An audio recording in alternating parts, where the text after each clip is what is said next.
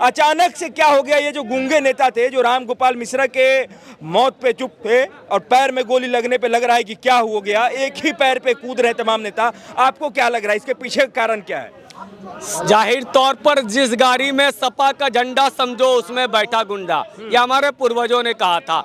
ये वही है ना जो बलात्कारी का डीएनए नहीं, पीड़िता का डीएनए की जांच की मांग कर रहे थे। क्यों? क्योंकि बलात्कारी को बचाना था, क्योंकि बलात्कारी का मजहब विशेष था। यहाँ राम गोपाल मिश्रा जी के हत्यारे का मजहब विशेष है।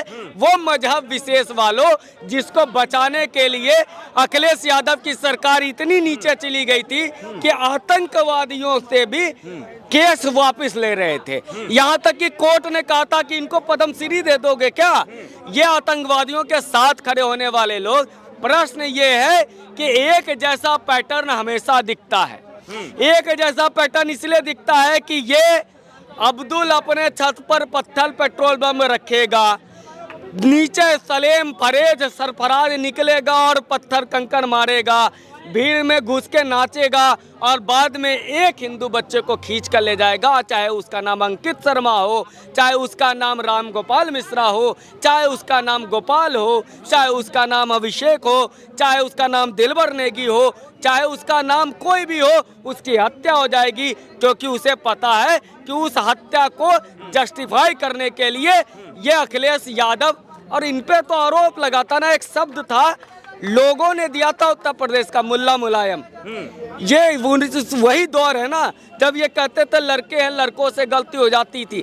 सोचो इस देश के हिंदुओं को समझना पड़ेगा कि जो बात योगी जी ने कही थी उसको अखिलेश यादव चरितार्थ कर रहा है कि कटोगे तो बटोगे और इकट्ठा रहोगे, एक रहोगे तो नेक रहोगे, श्रेष्ठ बने रहोगे। ये जो अखिलेश यादव का दौर चला है, ये सोचो 37 सीटें, केवल 4 सीटें ज्यादा आ गई भाजपा से, तो ये बलात्कारी हो के समर्थन में खड़े हो गए, ये राम भक्तों के, दुर्गा भक्तों के हत्यारों के समर्थन में खड़े हो गए। अगर इनकी सरकार आ गई तो इस देश में फिर तो ये जो लोग कहते हैं कि हिंदू खतरे में आ जाता है, ये तो आज का माहौल दिख रहा है। उत्तर प्रदेश में अखिलेश यादव के साथ ही कांग्रेस के नेता ये कह रहे हैं कि ये तो फर्जी एनकाउंटर है, बस दिखाने के लिए हो रहा है, चुनाव में फायदा लेने की कोशिश की जा रही है इस एनकाउंटर से। ये पहले से स्क्रिप्टेड था सारा चीज, पहले से स्क्रिप्टेड था तो आप क्या कर रहे थे? आप ही बचा लेते ना। आज ये लोग एक बार क्यों नहीं बोलते हैं कि राम गोपाल वर्मा जो मिश्रा जी के हत्यारे तो उसको फांसी दे दो, एक मिश्रा जी के हत्यारे को फांसी दे दो, ये क्यों नहीं कहते? अरे ये तो वो है ना जो बटला हाउस में शहीद हुए मोहन चंद शर्मा के हो लड़ना पड़ा था कोर्ट में शहीदी का दर्जा मांगने के लिए, और बटला हाउस के आतंकियों के लिए ढाढर आंसुएं बहाने वाली ये सोनिया गांधी जी के, ये बात हमने तो नहीं कही, सलमान खुर्शीद ने कहा था। तो बटला हाउस के आतंकवादियों के लिए आंसू बहाने वाले अफजल गुरु का हम शर्मिंदा हैं, तेरे कातिल जिंदा है का नारा लगाने वालों का कांग्रेस में समर्थन करने वाले ये वही लोग हैं ना जो कसाब को बिरयानी खिलाते थे और इनको लगता था कि राम भक्त गोपाल हत्यारा है। इनको लगता है कि पीड़िता झूठ बोल रही है, डीएनए की जांच होनी चाहिए। तो ये वही मानसिकता है, एक मानसिकता है कि केन केन प्रकारेन, ये जो हमारा वोट बैंक में ही नहीं आना तो वोट बैंक के साथ हैं। इनका एक मकसद है कि हिंदुओं को ख़त्म करोगे, उसको जातियों में कभी तोड़ो या तो उसकी हत्या करा दो और चुप हो जाओ। चूँकि इस देश में हिंदू अगर है तो इस देश में सेक्युलरिज्म जिंदा है। जिस दिन हिंदू अगर है तो इस देश में सभी मजहब जिंदा है। हिंदू हैं तो इस देश में लोकतंत्र जिंदा है, हिंदू हैं तो भारत का संविधान जिंदा है। क्योंकि कश्मीर में ना भारत का संविधान था, ना लोकतंत्र था, ना देश में वहाँ विकास था। इसलिए इस बात को समझो कि किसी तरह से या तो उसको मारो या तो उसको जातियों में बांटो। ये उत्तर प्रदेश के हिंदुओं को सोचना है। सीधा तौर पर बताइए, आज जो इनकाउंटर हुआ वो सही हुआ या गलत हुआ? ये आप हत्यारों को एनकाउंटर नहीं करोगे तो दामाद बना दें इनका, नेताओं का जो प्रश्न खड़ा कर रहे हैं उनका दामाद बना दें। अपराधियों को कह रहे हैं कि उसके लिए न्यायालय है ना, न्यायालय में जाना चाहिए था इसको। न्यायालय आप कह रहे हो, एक मिनट आप कह रहे हो न्यायालय, जब वो लोग पत्थरबाजी करते हैं, दंगा करते हैं, तब गोली मारा, तब वो न्यायालय देखा, तब उन्होंने संविधान पढ़ा, तब तो उन्होंने सरिया के हिसाब से जो मदरसे में पढ़ाया गया वही आके गोली मार के चले गए उससे राम गोपाल मिश्रा को। तब तो उन्होंने कोई, भाई जब तुम तुम करो तो नहीं संविधान, प्रशासन कर रहा तो संविधान की दुहाई दे रहे हो पत्रकार महोदय, कैसी दुहाई? बलात्कारियों का समर्थन करना, डीएनए की जांच पीड़िता का कराना, ये संविधान कहता है क्या? ये लड़के हैं, लड़कों से गलती हो जाता है, संविधान में लिखा है क्या? जब ये पुलिस वालों पे गोलियां मारी जा रही थी, जब गोलियां, तभी तो एनकाउंटर होता है। जब गोलियां चला जा रही थी तो संविधान दिखाते क्या? संविधान कहाँ कहता है, संविधान इस देश में कहाँ कहता है कि सर्जिकल स्ट्राइक से पे उठा? कहाँ कहता है भारत का संविधान कि पाकिस्तान की भाषा बोलो? कहाँ भारत का संविधान तो कहता है सबको समान, एक समानता मिलनी चाहिए। 370 का समर्थन क्यों करते हो? भारत का संविधान तो कहता है ना कि गौ हमारी माता है।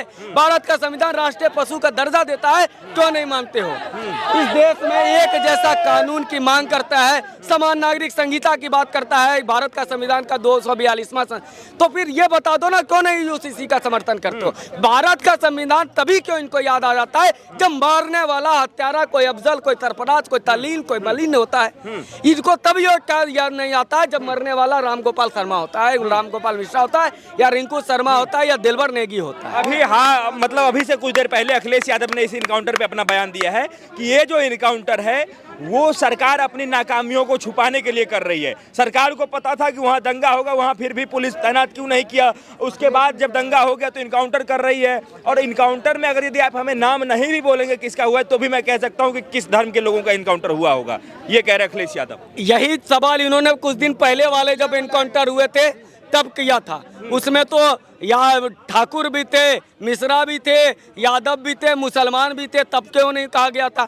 और जाहिर तौर पर अगर अपराधी सरफराज करेगा तो अंजनी को गोली मारेंगे, अगर अपराध करेगा अब्दुल तो अमित को गोली मारोगे।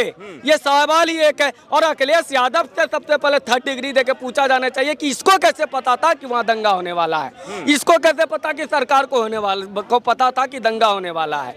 क्या इनके साथ साठगांठ था क्या कि दंगा करा करके जो मुस्लिम है उनको एक ध्रुवीकरण करना है मुस्लिम वोटों का? सवाल है कि ये समाजवादी पार्टी है कि नमाजवादी पार्टी है, हमको पता है। अरे जो अखिलेश यादव आतंकवादियों से केस वापस ले रहे हो, उससे बड़ा और इस देश में जघन्य अपराध क्या हो सकता है? अच्छा, लेकिन सर एक बात बताइए कि जब लगातार बुलडोजर भी चला, इनकाउंटर भी हुआ, लेकिन फिर भी ना बुलडोजर का डर ना इनकाउंटर का खौफ, कैसे निपटा जाए ऐसे दुर्दांत सोच वाले व्यक्तियों से? अब जाहिर तौर पर सटे साठ्यम समाचरेत, भारत का शास्त्र कहता है जो जिस भाषा को सुनेगा वैसा जवाब दो। और जब तक तोड़ा नहीं जाता है ना, इस देश में दरअसल यही है कि इस देश में खैरात में पालने वाला कि भारत के मंदिरों से टैक्स लेकर इमामों को सैलरी देंगे, भारत के मंदिरों से टैक्स लेकर के हम वक्फ वोट को मजबूत करेंगे। ये जो दौर चलता रहा ना, ये जो तुष्टीकरण की नीति इस देश में चलती रही, तो इनका मनोबल बढ़ता चला गया। आखिर क्या कारण है? जो हमेशा गुजरात में होते थे, एक दिन हो के दिया गया, शांत हो गए। तो जिस व्यक्ति की मानसिकता जैसी होगी, प्रेम रहो, जो प्रेम करता हो और गले लगो, खुल करके गले लगनी चाहिए। लेकिन आप एक बात समझो, क्या इस देश में अभी 12वीं शरीफ हुई? हाँ। एक जगह घटना बताइए, वो भी तो जुलूस था, नारे लग रहे थे, गाने बज रहे थे, कभी कोई दंगा नहीं होता। लेकिन क्या इस देश में हिंदू अब अपना पर्व त्योहार भी नहीं मना पाएगा? सवाल केवल मना तो पाएगा, लेकिन कहना है कि भाई साहब अपने क्षेत्र में मनाइए ना, मुस्लिम इलाके से लेकर के रैली लेकर के जाना, यात्रा लेकर जाना कुत्तों का होता है, ना हिंदू का होता है ना मुसलमान का होता है। इलाका कुत्तों का होता है। जो कहते हैं फलाना इलाका है, वो अपने आप को कुत्ता ना कहें। 100 बात के, ये देश का एक कण कण पत्थर है। हाँ। और एक एक बूंद गंगा है, और वो गंगा और वो पत्थर इलाका मुस्लिम बहुल इलाका नहीं होता है, तो फिर वो ऐसा कैसे हो जाता है? जब यही सबसे बड़ा प्रश्न है कि इस देश में सेंसिटिव इलाके, हाँ। अरे ये देश जो वर्षों पुराना रहा, जो हजारों वर्षों की संस्कृति लेकर के निकला है, वहां पर ये कैसे हो जाता है? क्या हम लोग फिर से वो जा रहे हैं 1947 के दौर में? क्या वही बात हमको समझ में नहीं आ रहा है? 1921 में इसी तरह का किया था, गांधी जी की गलती खिलाफत में हुई, और आज भी फिलिस्तीन इजराइल के लिए खड़े हो जाते। एक समझ में नहीं आता, ये इजराइल और फिलिस्तीन के लिए खड़े हो जाने वाले लोग हमें दुर्गा माता का विसर्जन करने से क्यों रोकना चाहते हैं?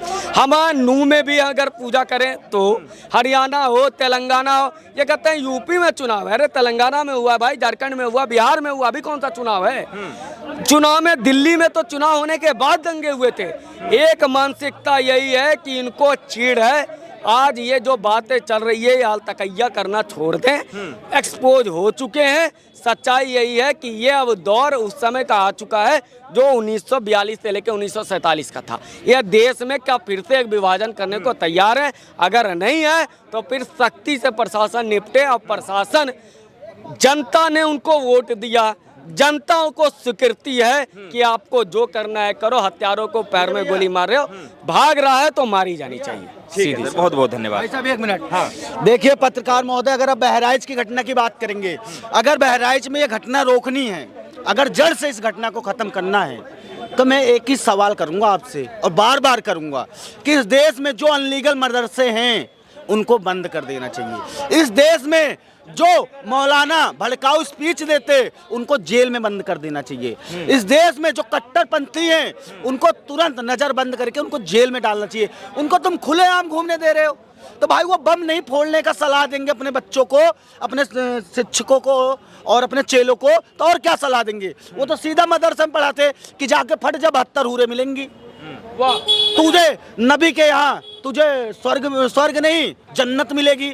अरे मैं कह रहा हूँ अबे जाहिलो, जन्नत नहीं, तुम्हें सिर्फ और सिर्फ जहन्नम मिलेगी। और वही जहन्नम ना योगी आदित्यनाथ भेज रहे हैं तुम्हें। अच्छा। सिर्फ और सुनिए, आप कह रहे हो कि भाई साहब प्रशासन इन पे कार्रवाई करता है तो कोई नोटिस नहीं देता। भाई जब ये पत्थरबाजी करते हैं तो कोई नोटिस देते हैं क्या प्रशासन को कि आज हम उसको मारेंगे, हम आप ये करेंगे? नोटिस। इसलिए पत्रकार महोदय, अगर इन जिहादियों से, इनके देखिए इनका बाप ना इजराइल में भी बैठा है और ये ना फिलिस्तीन को भी, हमास आतंकवादी को, इस्माइल हानिया को ये अपना आका मानते हैं। हिजबुल्लाह, जो हिजबुल्लाह का कमांडर था नसरुल्लाह, उसको अपना ये आका मानते हैं। उसके लिए मातम मना रहे हैं, कह रहे हर घर से हिजबुल्लाह पैदा होगा। अबे हिजबुल्लाह तो छोड़, वो कोख नहीं पलने देंगे हिंदुस्तान की धरती पे। हम हिंदुस्तान की जनता हैं, ऐसे आतंकवादी यहाँ नहीं पलने देंगे, चाहे इसके लिए हमें अपनी जान देनी पड़े। भाई साहब हम कट्टर हैं अपने देश के लिए, राष्ट्रवाद के लिए। अगर प्रशासन हमें मात्र 24 घंटे का समय दे दे और हमारे हाथों में हथियार दे दे कि इन आतंकवादियों को जेल में बंद करो लाके या इनका इनकाउंटर कर दो, मात्र 24 घंटे में इन आतंकवादियों को भाई साहब देश से मुक्त कर देंगे, देश से मुक्त कर देंगे। सर, ये इस इनकाउंटर पे बवाल हो रहा है, कहा जा रहा है कि ये इनकाउंटर जो है फर्जी है, ये चुनावी लाभ लेने के लिए किया गया इनकाउंटर है, हाफ इनकाउंटर है, पैर पे मारा गया, तरह तरह की बातें कही जा रही हैं। इस इनकाउंटर का विरोध जो है कांग्रेस भी कर रही है और सपा भी कर रही है। आप क्या कहना चाहेंगे? देखिए, वही विरोध करते हैं जो देश का पूरा का अखंडता बिगाड़ना चाहते हैं। आप एक बार बताइए कि ये लोग कह रहे हैं कि संवेदनशील इलाका है, उस संवेदनशील इलाका से आप क्यों निकाल रहे हो? क्या वो संवेदनशील इलाका भारत में नहीं है? अफगानिस्तान में, पाकिस्तान में या बांग्लादेश में? सबसे बड़ा सवाल ये उठता है कि देश की जनता को ये सोचना पड़ेगा कि एक ऐसा नेता, अखिलेश यादव के बयान पे अगर कोट करेंगे तो मोइन खान का समर्थन कर सकता है, वो नवाब सिंह यादव का समर्थन कर सकता है, वो उन आतंकवादियों का समर्थन कर सकता है जो देश के लिए गलत है, जिसपे गोली लगी, जिसको एनकाउंटर हुआ, उसका समर्थन कर रहा है। पर जिस माँ का बेटा 22 साल का राम गोपाल जो वहाँ पर यात्रा में गया था, उसको जो गोली मारी गई, उस पर सवाल नहीं उठा रहे? क्या अखिलेश यादव ने एक बार भी बोला कि उनके घर पे जो पत्थर आया, जो पत्थर चलाए गए वो कहाँ से आए, सवाल नहीं पूछा? जो बंदूकें चलाई गई वो कहाँ से आए, सवाल नहीं पूछा? सिर्फ हिंदू संगठन, हिंदुत्व के लोगों को, सनातनियों के त्योहारों को, और ये वो लोग हैं सिर्फ सवाल उठाना जानते हैं और सिर्फ उन ऊंचे पैजामे और टोपी वालों को सह देना जानते हैं। अच्छा, एक बात बताइए कि इस घटना को लेकर के अखिलेश यादव कह रहे हैं कि सरकार अपनी नाकामी को छुपाने की कोशिश कर रही है। इतनी बड़ी घटना हो गई तब तो पुलिस थी नहीं, इनकाउंटर करने के लिए पुलिस ही मिल जाती है इन्हें। सर देखिए, उत्तर प्रदेश हो, कहीं भी हो, कोई बम लगा के आके फट जाएगा तो पुलिस और प्रशासन वहाँ पर थोड़ी ना रहेगी। अब एक बार बताइए, आप लोग उदाहरण दे रहे हैं कि इस देश में भाईचारे का वो चल रहा है, अब हम वहाँ से यात्रा निकाले तो हम पे पत्थर चलेगा तो पुलिस उसमें क्या कर देगी? पर एक बार बताइए कि सरकार ऐसी है जो सीधा काम करने का वो रखती है, जहां तुमने काम किया वहीं ऑन द स्पॉट काम करेंगे। आप जिस सुप्रीम कोर्ट की आज मैं बात करना चाहूँगा, माननीय सुप्रीम कोर्ट ने 7,500 से ज़्यादा योगी जी ने मदरसों पे बैन लगाया। योगी जी ने बुलडोजर चलाने का काम किया। योगी जी माफियाओं पे एनकाउंटर कर रहे थे। योगी वहाँ के प्रशासन को सुधारने का काम कर रहे थे। योगी जी वहाँ पर इंफ्रास्ट्रक्चर लाने का काम कर रहे थे। इन सबको चैलेंज कौन कर रहा था? माननीय सुप्रीम कोर्ट। सबसे पहले बैन किया क्या पर? बुलडोजर पे। सवाल उठाया 7,500 मदरसों पे, सभी पे सवाल उठाया। पर क्या हुआ, बुलडोजर पे बैन लगाने की वजह से इन जिहादी और इन आतंकवादियों में इतना ज्यादा वो आ गया कि ये पत्थर चलाने लगे, इनके अंदर इतना ज्यादा वो आ गया कि ये गोली चलाने लगे, इनके अंदर इतना मतलब गर्व आ गया कि ये लगातार काम कर रहे हैं। और अखिलेश यादव, सपा, समाजवादी पार्टी, मैं इनको नहीं जानता, मैं सिर्फ ये जानता हूँ कि जिस सनातनी पे, जिस भी हिंदू सनातनी पे ये जिस तरीके से आंख भी दिखाएंगे, कोई जिहादी हमारे त्योहार निकलते हुए हमारी यात्रा पर अगर आंख भी दिखाता है तो हम वो आंख भी निकाल लेंगे। जो पत्थर, जिस हाथ से पत्थर चलाओगे हम वो हाथ निकाल लेंगे, जिस दिमाग से तुम सोचोगे उस दिमाग को खत्म कर देंगे। हम तय करके बैठे हैं कि जो व्यक्ति, जो जिहादी ये सोचेगा कि हिंदू सनातन के त्योहार और फेस्टिवल पर आक्रोश तरीके से आक्रमण करेंगे, हम उसको मिट्टी में मिला देंगे। कह रहे हैं कि बराबर कहते हैं कि ये कानून अपने हाथ में ले रहे हैं, न्यायालय के तरफ जाने ही नहीं देते हैं सब कुछ। अब आप जो ये बात कह रहे हैं इस पे भी वो कहेंगे कि भाई साहब ये काम पुलिस का है, आप क्यों बोल रहे हैं? सर न्यायालय में जाइए, कोई दिक्कत नहीं है, पर न्यायालय में क्या होगा, याकूब मेमन जैसा पाला जाएगा। न्यायालय में क्या होगा, अफजल गुरु जैसा पाला जाएगा। क्या होगा, वही कसाब की तरह पालेंगे, हमारे पैसों के टैक्स हुए पैसों पे बिरयानी खिलाएंगे। वही तो प्रोसेस है ना सर, देश चलाने का, राष्ट्र चलाने का, वही तो प्रोसेस है ना। प्रोसेस है ना। मैं मुल्ला मुलायम से कहना चाहता हूँ ना, मुल्ला मुलायम अखिलेश यादव से कहना चाहता हूँ कि आप अपने गुर्गों को समझाइए क्यों पत्थर चला रहे हैं हमारे पर, आप अपने लोगों को समझाइए क्यों हमारे यात्रा पे वो डाल रहे। अगर नहीं समझा सकते तो हम तय कर ले चुके हैं ना, कब तक डरेंगे सर। बंगाल में हमारे साथ हो रहा है, केरल में हो रहा है, हैदराबाद में हो रहा है, कश्मीर में हो रहा है, उत्तर प्रदेश में हो रहा है, कहीं भी जाइए होता है। सबसे बड़ी बात है, हम ये कहते हैं कि भाईचारा ये हिंदू कर रहे हैं। इराक में कौन आपस में लड़ रहा है ये देखने वाली बात है, अफगानिस्तान में कौन लड़ रहा है ये देखने वाली बात है, बांग्लादेश में कौन लड़ रहा है वो देखने वाली बात है। ये ऐसी कौम है जो आपस में भी लड़ती है और जो इनके साथ रहती है उनसे भी लड़ती है। इनको सिर्फ क्या चाहिए, मजहबी ताबीज। ये लड़ने के लिए बैठे हुए हैं। और उनको जो कुत्ता हमें काटने आ रहा है हम सुप्रीम कोर्ट जाएंगे, जो कुत्ता हमें मारने के लिए आ रहा है हम हाई कोर्ट जाएंगे, जो कुत्ता हमें मार के खाने वाला है हम उस पुलिस के पास जाएंगे। जी ये बात सीधा है, संविधान कहता है, हमारा भारत का संविधान, कि अगर अपनी आत्मरक्षा करनी है तो आपको अपनी आत्मरक्षा करने के लिए अगर उस कुत्ते को भी मारना पड़े तो वो जायज है।